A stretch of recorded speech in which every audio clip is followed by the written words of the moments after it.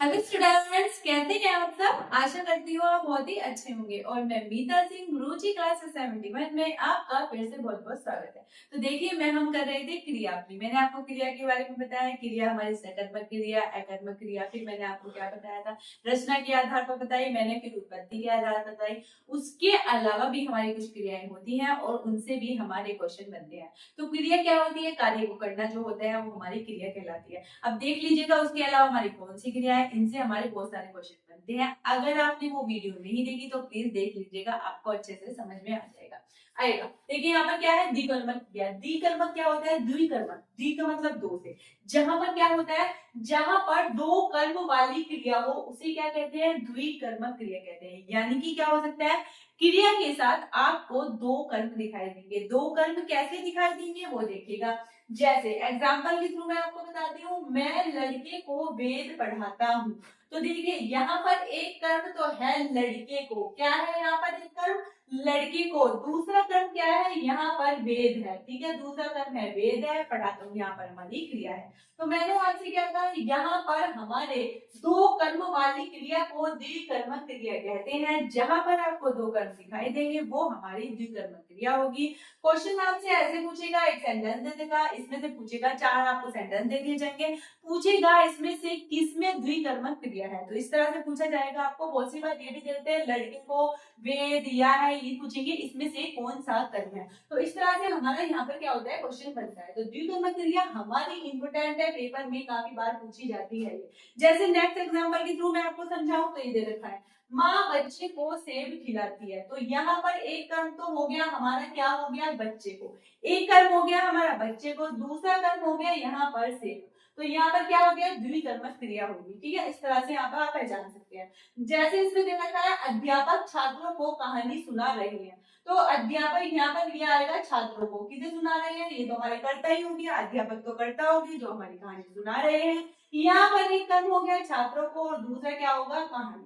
दूसरा क्या होगा, कहानी सुना रहे हैं। ठीक है, सुना रहे हैं, यहाँ पर क्या होगी, हमारी क्रिया होगी है। तो इसलिए यहाँ पर कौन सी क्रिया चलेगी, ये हमारी कहलाएगी द्विकर्मक क्रिया। याद रखिएगा कैसे हुई है ये द्विकर्मक क्रिया। चलिए अब बात कर लेती हूँ सहायक क्रिया की। ये भी बहुत सी बार पूछ लेते हैं, हमारी हेल्पिंग वर्ब क्या होती है, यानी कि सहायक क्रिया क्या होती है। तो देखिए क्या होती है, जो क्रियाएं मुख्य क्रिया के साथ मिलकर उसका भाव स्पष्ट करती है। मुख्य क्रिया के साथ मिलकर उसका भाव स्पष्ट करती है, यानी कि इसके बिना सेंटेंस वाक्य हमारा कंप्लीट नहीं होता और उसका भाव भी अच्छे से स्पष्ट नहीं होता। अगर मैं बात करूं, ये क्या करती है, काल के बारे में बताती है। ठीक है, काल के बारे में बताती है।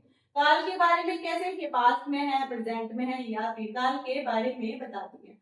अगर आपसे पूछे सहायक क्रिया कराती है तो ये काल के बारे में बताती है। और क्या करती है, जो क्रियाएं हमारी क्या करती है, साथ मिलकर उसका भाव स्पष्ट करती है, सहायक क्रिया कहलाती है। कैसे कहलाती है, एग्जाम्पल के थ्रू जान लेते हैं, आइएगा।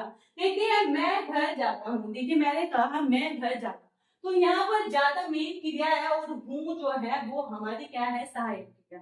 तो देखिए अगर आप बोले मैं घर जाता, तो यहाँ पर वाक्य भी इनकम्प्लीट है और भाव भी अच्छे से स्पष्ट नहीं हुआ।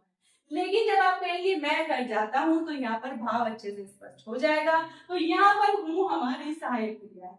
मेन क्रिया हमारा जाना है यानी कि जाता है, और सहायक क्रिया क्या होगी, हमारी हूँ होगी। सेकंड में बात करूं, वह गाता है। वह गाता है, यहाँ पर मैंने कहा वह गाता, तो गाता है, यहाँ पर गाता है वो मेन है, लेकिन है क्या है यहाँ पर हमारी क्या हो जाती है, वो होती है हमारी सहायक क्रिया। जो वाक्य का भाव अच्छे से स्पष्ट करे आपको, वो हमारी सहायक क्रिया कहलाती है। बात करते हैं तुम जगे हो, तो यहाँ पर जगे क्या है, मेन क्रिया है, लेकिन यहाँ पर सहायक क्रिया क्या है, हमारी हो है। और इसके बिना वाक्य भी अच्छे से कंप्लीट हमारा नहीं होता है, और वाक्य का भाव भी अच्छे से स्पष्ट नहीं होता है कि सामने वाला बंदा अच्छे से क्या कहना चाह रहा है। तो ये होती है हमारी सहायक क्रिया। इससे आपको क्या करता है, काल के बारे में पता चलता है, प्रेजेंट में है, पास्ट में, या फिर हमारा फ्यूचर में। बात कर लेते हैं क्रियार्थक संज्ञा, इंपोर्टेंट है, ये एग्जाम में बहुत बार आ रही है। यूपीएसआई, यूपी पुलिस में इसमें काफी क्वेश्चन हमारे बने हैं। देखिए क्वेश्चन बनता है कैसे इसमें, जैसे दे रखा है, जब क्रिया संज्ञा की तरह व्यवहार में आए। जब क्रिया, क्रियार्थक संज्ञा से आपको क्या पता चले, जब जो क्रिया है वो संज्ञा की तरह हमारी यूज हो। कैसे हो यूज, देखते हैं। जैसे दे रखा है, दौड़ना स्वास्थ्य के लिए लाभदायक है।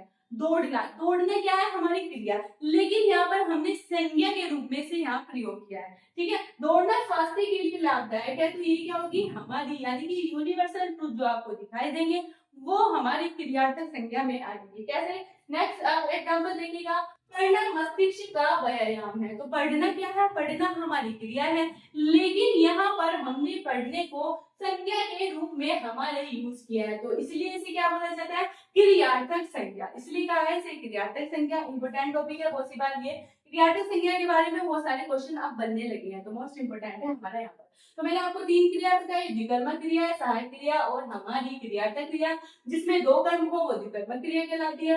सहायक क्रिया क्या होती है, जो हमारी क्या करती है, मुख्य क्रिया के साथ मिलकर उसके भाग को अच्छे से स्पष्ट कर देती है, वो हमारी होती है सहायक क्रिया। और क्रियार्थक संज्ञा क्या होती है, क्रियार्थक संज्ञा जो हमारी होती है उसमें क्या होता है, हमारी जब क्रिया संज्ञा की तरह व्यवहार करती है तो हमारी क्रियार्थक संज्ञा कहलाती है। कैसे, जैसे दौड़ना स्वास्थ्य के लिए यहाँ पर लाभदायक है, तो दौड़ना यहाँ पर हमारी क्रिया है, इसलिए यहाँ पर संज्ञा की तरह व्यवहार किया है, तो क्रियार्थक संज्ञा कहलाती है। तो ये जो हमारी 3 क्रिया बची थी मैंने आपको करा दी। तो प्लीज बताइएगा आपको वीडियो कैसी लगी। इसे नेक्स्ट वीडियो में मैं आपको नेक्स्ट टॉपिक के साथ मिलूंगी। प्लीज कमेंट्स कीजिएगा आपको वीडियो कैसी लगी। अगर वीडियो आपके लिए थोड़ी भी हेल्पफुल है तो प्लीज इसे शेयर कीजिएगा। मिलती हूँ मैं आपसे नेक्स्ट वीडियो में। Thank you.